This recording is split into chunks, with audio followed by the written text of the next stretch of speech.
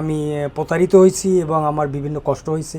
আমি গাড়িতে বসতে পারতাম না, বসে চেয়ারে বসে আমি লেখাপড়াও করতে পারতাম না, বসতেই পারতাম না।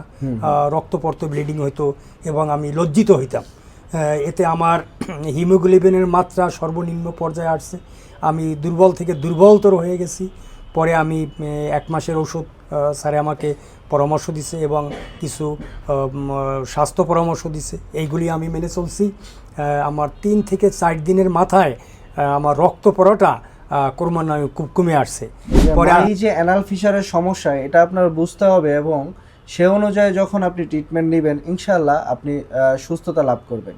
তো আজকে আমরা তেমনই একজন পেশেন্টের সাথে কথা বলবো যিনি হচ্ছে অ্যানাল ফিশারের সমস্যায় ভুগছিলেন, বাট তার যে ট্রিটমেন্ট সিস্টেমটা ছিল সেটা ছিল হচ্ছে পাইলসের সমস্যার বিভিন্ন মেডিসিন খেত, কিন্তু অ্যানাল ফিশারের সমস্যার সমাধান হতো না।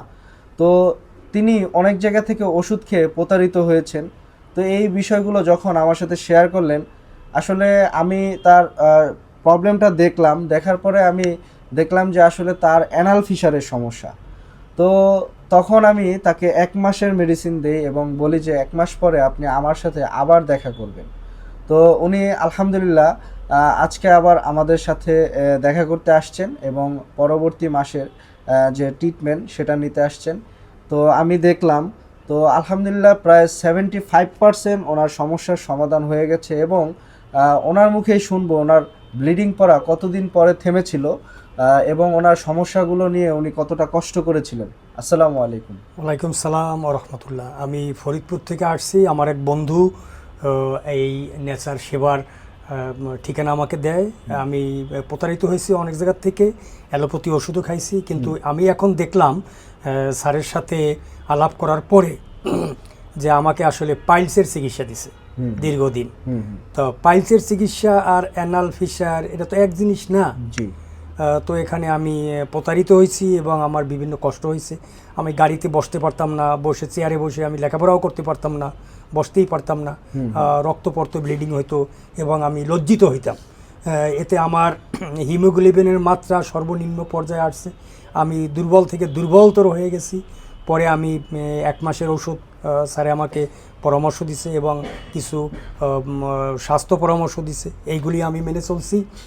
আমার 3 থেকে 4 দিনের মাথায় আমার রক্ত পড়াটা ক্রমান্বয়ে খুব কমে আসছে। পরে আমি মাঠা দিয়ে যে ওষুধটা মাঠা দিয়া পরে আমি স্যারকে ফোন করে বলছি যে স্যার এটা তো কমে আসছে। হ্যাঁ, তখন আমার একটা সাহস আরও বেড়ে গেছে। আমি তখন পরিবারের সবাই এটা আনন্দ উপভোগ করছে এবং পরে আমি 1 মাস পরে আমি আবার আসছি, আবার ওষুধ নেব। স্যারে বলছে যে আরও 1 মাস ওষুধ খাইতে হবে। আমি বলছি যে না, 1 মাস না, এতে যদি আমার 3 মাস ওষুধ খাইতে হয়, আমি এই সমস্যার থেকে আমি পরিত্রাণ লাভ করতে চাই। আমার মনে হয় আমি সঠিক জায়গায় আসছি এবং আমার শরীর স্বাস্থ্য আগের চেয়ে এই 1 মাসে অনেকটা উন্নতি লাভ করছে। যাক, আলহামদুলিল্লাহ।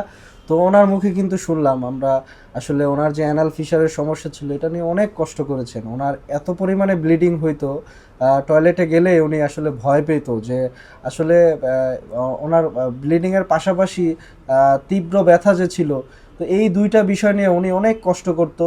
তো উনি আমার সাথে যখন প্রথম দিন আসছিল তখন ওনাকে আমি দেখছিলাম যে উনি অনেকটা নার্ভাস এবং উনি চেহারে ঠিকভাবে বসতে পারছিল না। তো উনি কিন্তু আলহামদুলিল্লাহ এখন আমি যে দেখলাম ওনার ওই জায়গাটা শুকিয়ে গেছে এবং অনেকটাই স্বাভাবিক বলা যায়। তো যাক, আপনাকে আমি এখন 2য় মাসের যে ট্রিটমেন্টটা দিচ্ছি তো ওইটা নেবেন আর হচ্ছে হিপবারটা চালিয়ে যাবেন ইনশাআল্লাহ।